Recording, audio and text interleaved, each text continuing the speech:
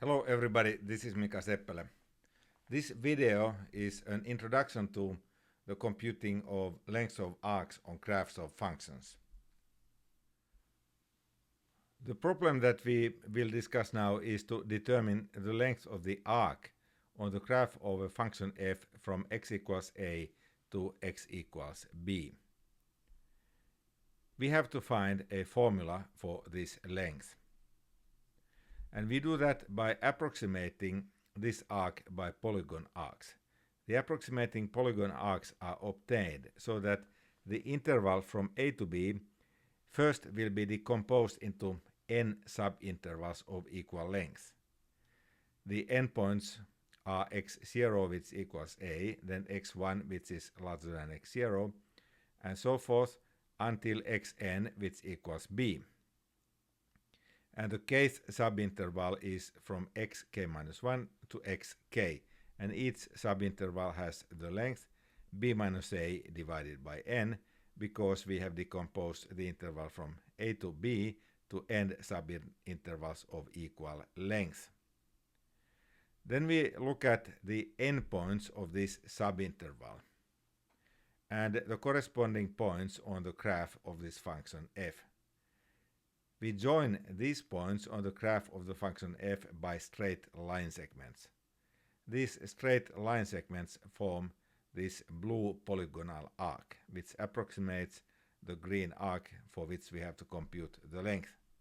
So the idea is that we compute the length for this blue polygonal arc, and then we let the number of subintervals approach the infinity, and at the limit we get the length of the green arc on the graph of the function f. So let us take a closer look at these blue polygonal arcs. The kth subinterval corresponds to a blue straight line segment that joins the point xk-1, f at xk-1, to the point xk, f at xk. The length of that line segment is, by the theorem of Pythagoras, square root of xk minus xk minus 1 squared plus f at xk minus f at xk minus 1, and that difference squared and square root of that. So that is the length of one individual line segment. So the length of an individual line segment corresponding to the kth subinterval is script L sub k square root xk minus 1, and that's squared, plus f at xk minus f at xk minus 1, and that's squared. We take square root of this sum. Now it is convenient to use an abbreviated notation. First of all, we decompose the interval from a to b into n subintervals of equal length. Therefore, each xk minus 1 equals b minus a divided by n, and we denote that by delta of x. And delta of yk denotes f at xk minus f at xk minus 1. Using this notation, this script L sub k becomes square root of the sum delta of x squared plus delta yk squared. And now this is the length of one individual line segment on this polygonal arc, approximating the arc for which we have to compute the length. The sum of the length of these individual line segments is the length of this blue polygonal arc. And that is summation k from 1 to n, square root of the sum delta of x squared plus delta of yk squared. We wish to rewrite this in the form where it starts looking like a Riemann sum. And in a Riemann sum we have one factor which is delta of x. So we have to extract that from under the square root. And we do that, and we rewrite this summation k from 1 to n script L sub k in the form summation k from 1 to n square root of the sum 1 plus delta of yk divided by delta of x squared, and then that square root multiplied by delta of x. Now this is the length of the blue polygonal arc, which approximates the actual arc for which we have to compute the length. And we do that by then taking a limit as delta of x goes to 0. Now the length of this blue polygon arc, which approximates the length of the arc on the graph of the function f that we have to compute, is summation k from 1 to n square root of the sum 1 plus delta of yk divided by delta of x squared, and this square root multiplied by delta of x. And here we now need to recall that delta of yk divided by delta of x is f at xk minus f at xk minus 1 divided by xk minus xk minus 1. As xk minus 1 approaches xk, that is, as the length of the subinterval approaches 0, this quantity approaches the derivative of f at the point xk. Therefore, this observation means that the approximating sum k from 1 to n, square root 1 plus delta of yk divided by delta of x squared times delta of x, approaches, as delta of x approaches 0, the same limit as Riemann sums for the function square root 1 plus the derivative of f at x squared. And this means that the length of the curve that we have to compute is the integral from a to b of square root of 1 plus the derivative of f at x squared dx. This is the length formula that we were looking for. As an example of the use of this formula, let us compute the length of a circle of radius r. That is the circumference of a circle. The equation of a circle of radius r is x squared plus y squared equals r squared. We solve y in terms of x out of this equation. We get y equals either plus or minus square root of the expression r squared minus x squared. Now if we choose y equals square root r squared minus x squared, we get the upper half of this circle. That is, if we choose the positive sign of the square root. Now the length of this upper half is the integral from negative r to r of square root 1 plus y prime squared dx. Here we integrate from negative r to r because the function y is defined only if x is between negative r and r. The function y was square root r squared minus x squared, and if x is greater than r or smaller than negative of r squared minus x squared is negative, and square root of that is undefined. Therefore we integrate from negative r to positive r. And then next we substitute in place of y its expression in terms of x, and we differentiate that expression.